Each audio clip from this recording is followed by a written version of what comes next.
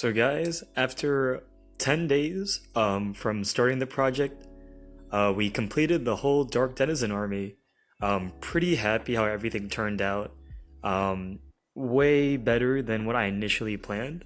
So I guess we'll start at the Spider Queen. I really had a blast painting her. A bit difficult with all the barnacles and things I added to the back, but sorry, the lighting might be a bit, I guess, washing out the brown, but all the brown markings I highlighted the barnacles with. So overall, very happy how she came out. Probably my favorite model out of the whole army. It took only about an hour to paint, so I'll explain as I go along the painting method behind the whole army. So I'll showcase the giant spiders. Very happy how all of them came out. Amazing sculpts, and with the base work, I think they really pop out. They look like what I envision, giant spiders to be in Tolkien's work. Not a fan of the GW spiders, so really happy how all of them came out. And of course, the Merkwood spiders were also a very fun model to paint. Pretty big, to be honest. You can see a fellow warg for comparison. I only got 2 of them painted. Here are the spiderling swarms as well. And here are all the fellow wargs. The colors are 2 browns, 3 dark browns, 3 blacks, and 2 grays. And we have the 3 bat swarms, the first models I painted for the army. And of course, another Merkwood spider.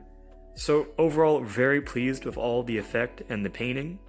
Basing was probably the most enjoyable part of the project. And onto the paint scheme. So the army, I only painted to a tabletop standard.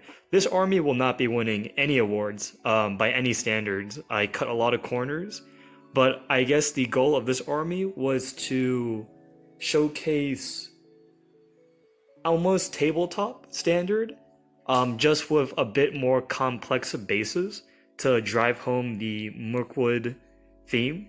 So the painting process for all the miniatures you see in this video, it started off with a base coat.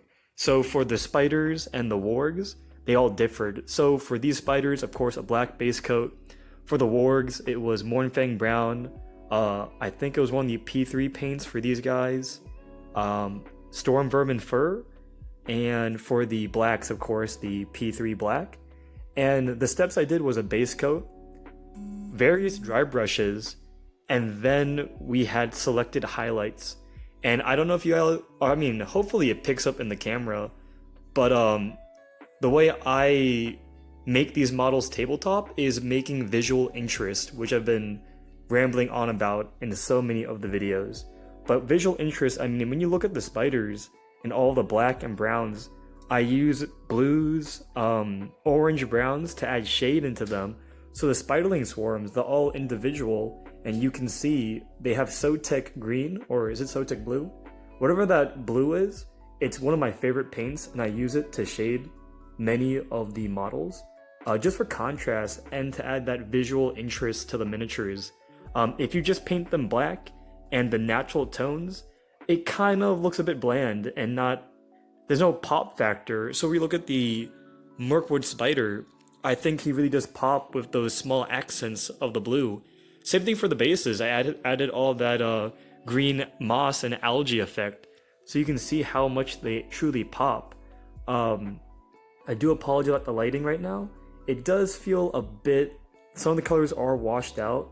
Hopefully the photos I'll post get the point across. If not, I tried my best. But overall, again, really happy how the army came out. A solid 10 days, and I'm just very proud to have an army tabletop standard, but very thematic, and the basing and the whole vision came out way more than I thought it would be. So I hope you guys enjoyed this small showcase video.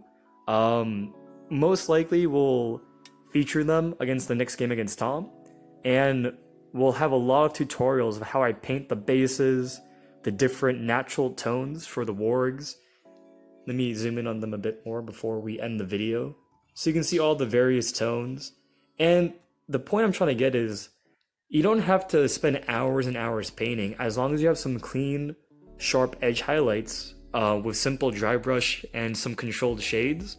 They really look the part. You don't need to spend countless hours. To be honest, today I actually painted all 13 giant spiders, both Merkwood spiders and the Spider Queen. And it only took me about 6 hours to do all of that. So again, really pleased with the whole army. And you'll see them in a battle report in the next day.